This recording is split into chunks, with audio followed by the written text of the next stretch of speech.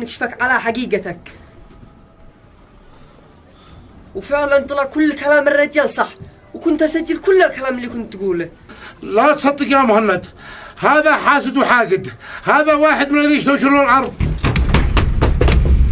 كذبت يا عبد الله، وأخيرا مسكتك متلبس بعد 10 سنين. من أنت؟ الله، ما عاد عرفتني يا عبد الله.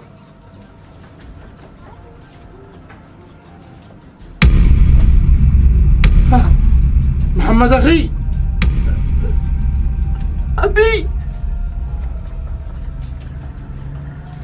أيوة أبوك يا مهند.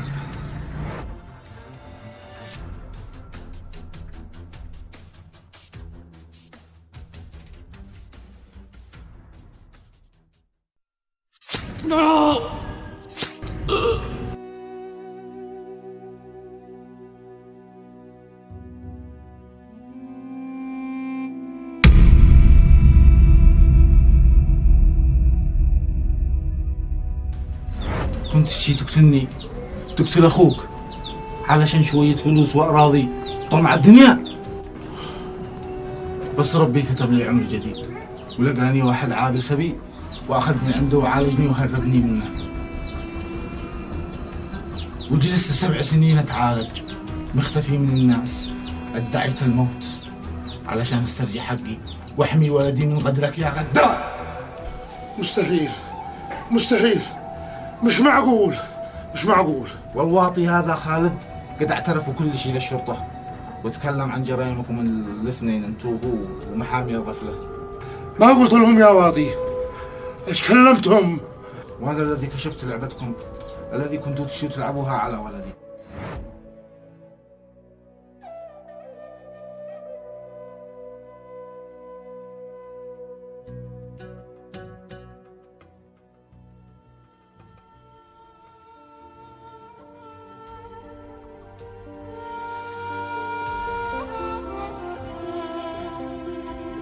نبصهم مهند على توجي، وانا بصهم على عقد زواجي من احلى، واعرف زلط سعودي ملان جيبك. علي ما عليك الا نخفيه ساعة الاولي.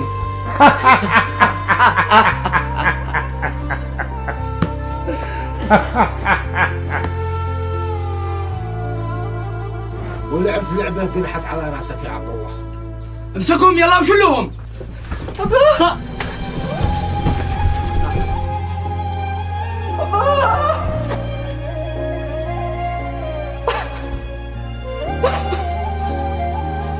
ليش تفلتني يا ابا ليش؟ سامحني يا